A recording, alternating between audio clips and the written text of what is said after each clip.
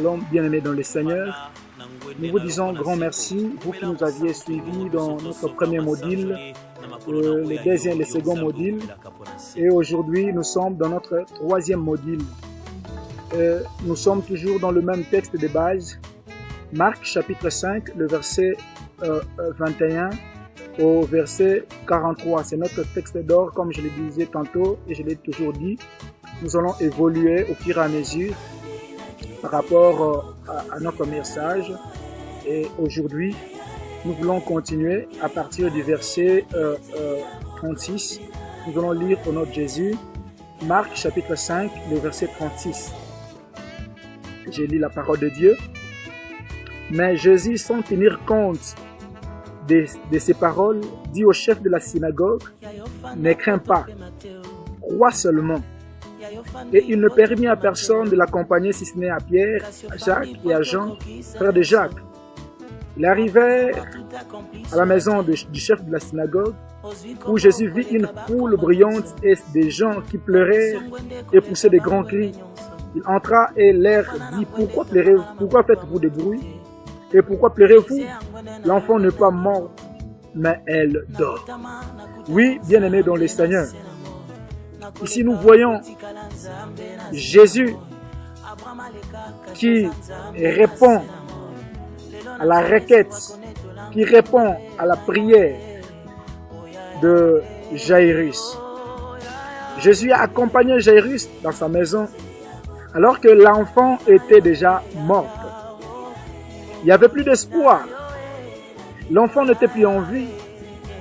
Et lorsque Jésus arriva, la parole nous dit, il y a eu une ombre, il y a eu des gens qui pleuraient, qui poussaient de grands cris à cause de la mort de cette fille.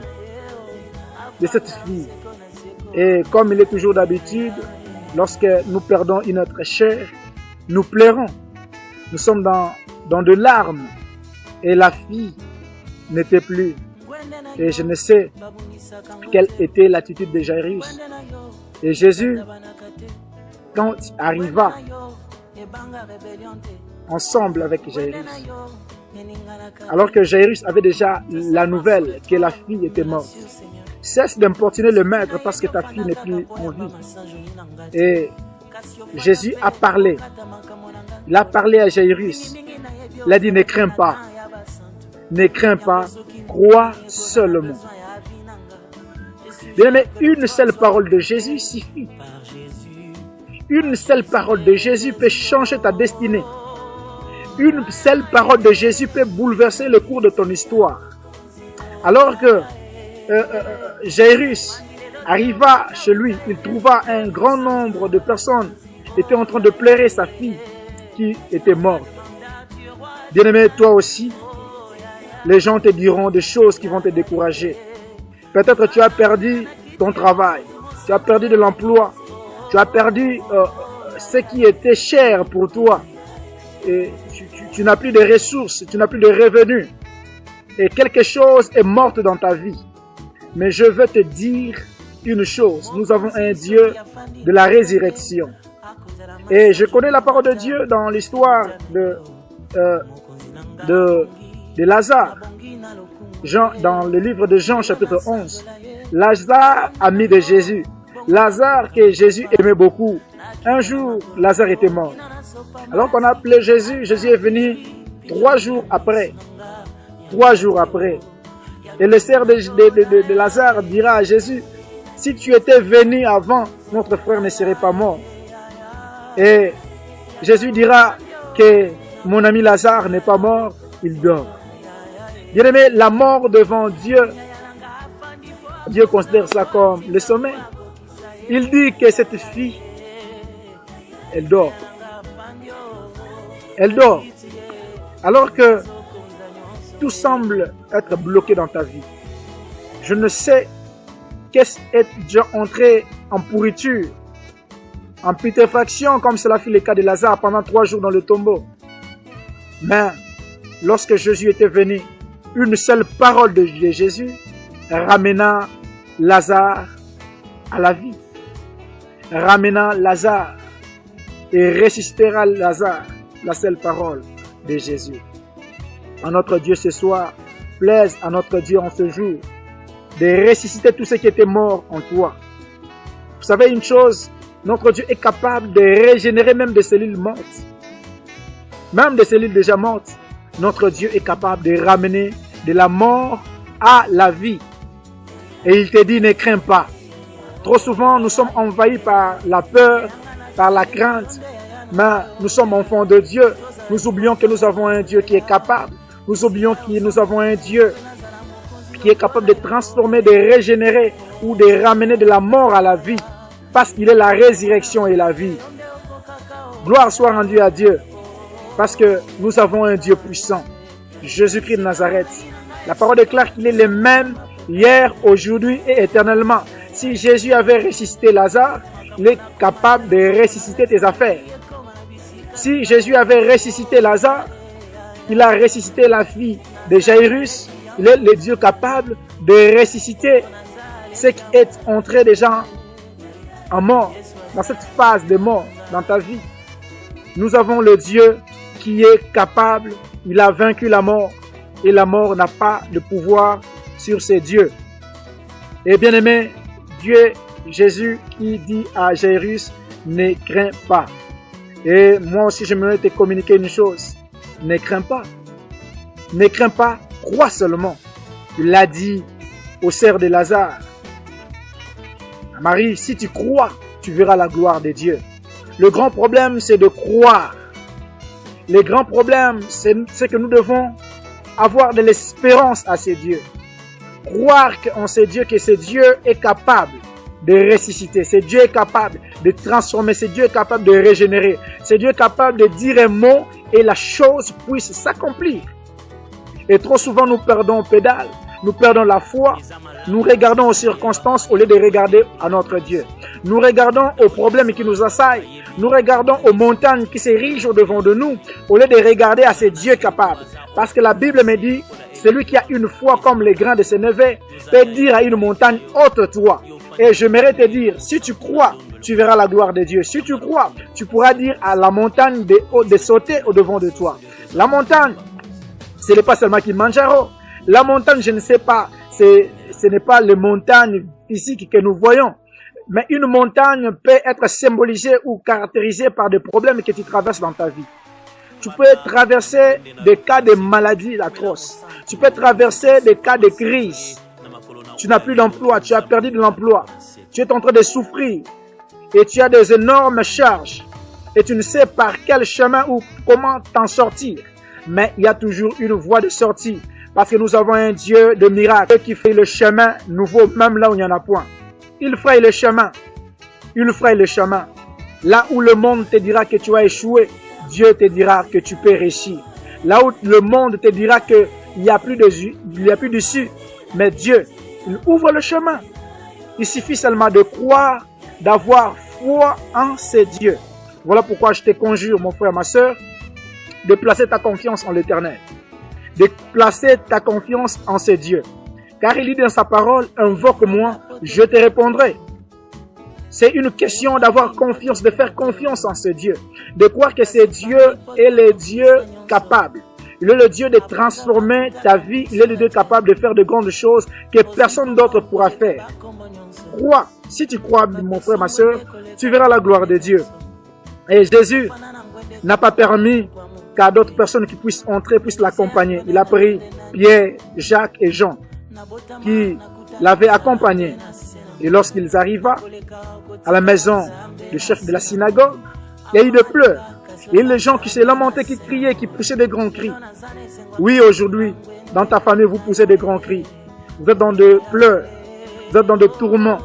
Mais ne perds pas confiance. Ne perds pas confiance. Vous pouvez avoir quelqu'un qui est au chevet de la mort. Il est à l'agonie. Il n'y a plus d'espoir. Mais lorsque tu invoques le Seigneur, Dieu des armées, le Dieu de la guérison, le Dieu de la Bible que je prêche, il ramènera la guérison ou il restaurera ton frère ou ta soeur, ou ton fils ou ton mari. Je ne sais. Il est le Dieu qui restaure les années qu'ont dévoré les asiles, les élèves. Voilà pourquoi je t'en prie de croire à ces dieux. Je t'en supplie d'avoir foi en ces dieux. Ne perds pas la foi. Aie courage parce que c'est Dieu qui calme la tempête. Il est le Dieu qui calme la tempête. Mais lorsque la crainte, la peur t'envahit, c'est fini. Il n'y aura plus de foi. Un jour, Jésus est apparu aux disciples et il était dans les eaux. Il appela les disciples, venez. Et Pierre l'encourageait, il entra dans les eaux, il a commencé à marcher. Il a commencé à marcher, le premier pas, deuxième pas, troisième pas. Pierre, la peur, la crainte l'envahit. Et lorsque la peur avait envahi cet homme, Pierre avait commencé à s'immerger dans l'eau. Et gloire soit rendue à Jésus. Jésus est venu les tirer. Bien-aimé, à chaque fois que la peur t'envahit, à chaque fois que la crainte t'envahit, bien-aimé, implore ces dieux de la Bible. Dis-toi que j'ai un Dieu puissant. Dis-toi que je peux. Voilà pourquoi la Bible dit, je puis tout par celui qui me fortifie. Je puis tout par celui qui me fortifie. Et j'aimerais te dire, toi qui connais des situations difficiles, cette situation n'est que passagère. N'est que passagère. Cette situation, ces problèmes n'est que passager. Et Dieu te dit, comme il a dit à Jairus, ta fille dort.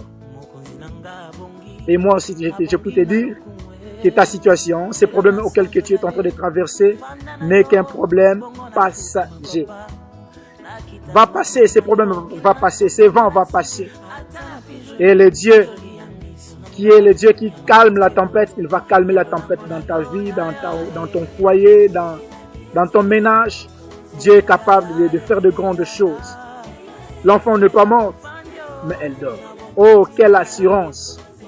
Quelle assurance! Il a dit, comme il a dit à Lazare, mon ami Lazare n'est pas mort, mon ami Lazare dort. Vous savez, lorsque Jésus dit des choses, le monde, ça va à l'encontre de ce que le monde nous dit. Ça va au contre-courant. Alors que les gens plairaient Lazare, alors que les gens plairaient cette fille de Jairus, et Jésus qui vient dire que la fille n'est pas morte, la fille dort. Alléluia. La fille n'est pas morte, la fille dort. Cela est contradictoire. La médecine peut te dire que c'est fini, mais Jésus te dit, il y a encore de l'espoir. Il y a encore de l'espoir, car il y a de l'espérance pour ceux qui vivent. La parole déclare qu'un chien vivant vaut mieux qu'un lion mort. Voilà pourquoi tu ne dois pas perdre de l'espoir.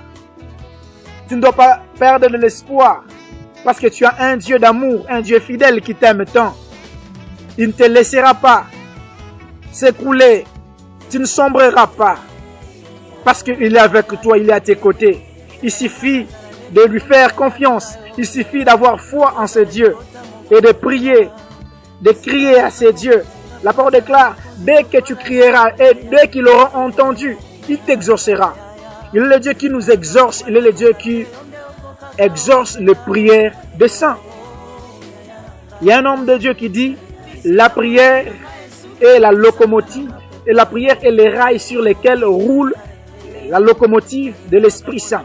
Lorsque tu pries, tu es un homme puissant. Lorsque tu pries, de par la prière, une prière de foi, cela amènera de grandes choses. Une prière de foi peut changer de donne. Une prière de foi peut amener de l'inexistence à l'existence. Que le Dieu de la Bible te réponde. Que le Dieu de la Bible puisse t'exaucer. Que le Dieu de la Bible te fasse du bien. Que le Dieu de la Bible puisse t'écouter. Et nous voulons prier ensemble. Et nous allons poursuivre notre message au 4e module. Nous allons voir la résurrection. Nous allons voir les grands miracles qui s'opéra. Parce que lorsque Jésus dit un mot, la chose s'accomplit. Il n'est pas un homme pour mentir, ni un fils de l'homme pour se repentir. Les hommes peuvent dire des choses qui peuvent ou ne pas s'accomplir. Mais Jésus, lorsqu'il dit, sa parole, elle est véridique parce que lui-même, il est le chemin, la vie et la vérité. Quand il dit, cela s'accomplit. Voilà pourquoi tu dois placer ta confiance en l'Éternel. Tu dois placer ta confiance en ce Dieu de la Bible. Que le Seigneur te bénisse. Que le Seigneur puisse te visiter. Nous allons prier, nous avons dit que nous allons prier pour ceux qui sont dans des difficultés. Je ne sais, vous êtes vous connaissez des stress. Notre Dieu est capable d'apaiser des stress. Notre Dieu est capable d'apaiser la tempête. Notre Dieu est capable d'apaiser la situation qui t'assaille. Prions ensemble. Père de gloire, Dieu de grâce, je t'en prie, Yahweh, que tu étendes ta main sur mon frère, sur ma sœur. Éternel, mon Dieu, qu'est-ce de stress. Tu es le Dieu capable de transformer, de changer la situation de mon frère et de ma sœur. Oh, ton Père, ouvre le porte fermée. Éternel, mon Dieu, tu es le Dieu. Lorsque tu te lèves, Père de gloire, nos ennemis se dispersent. Oh Dieu, étends ta main dans la vie de mon frère, étends ta main dans la vie de ma sœur. Que ce que mon frère a manqué hier, qu'il l'obtienne au nom de Jésus. Parce que la Bible nous dit tout ce que nous demanderons en priant. Si nous le croyons dans nos cœurs, nous le verrons s'accomplir. Tu es le Dieu qui accomplit les désirs de ceux qui les... Tu es le Dieu qui est là, mon Dieu, écoute les prières de tes enfants. Bénis mon frère, bénis ma sœur, au nom de Jésus. À la prochaine. Suivez-nous à notre 4e module et vous serez bénis. Média pour Christ, l'évangile chez vous. Média pour Christ qui frappe dans vos portes, ouvrez et vous serez bénis. Suivez-nous, vous ne manquerez pas de témoignages. Je sais qu'il y aura des témoignages si Dieu vous visitez de par les prières que nous sommes en train de faire. Et communiquez-nous, parlez-nous sur Facebook, sur YouTube. Transmettez-nous vos requêtes de prière. Transmettez-nous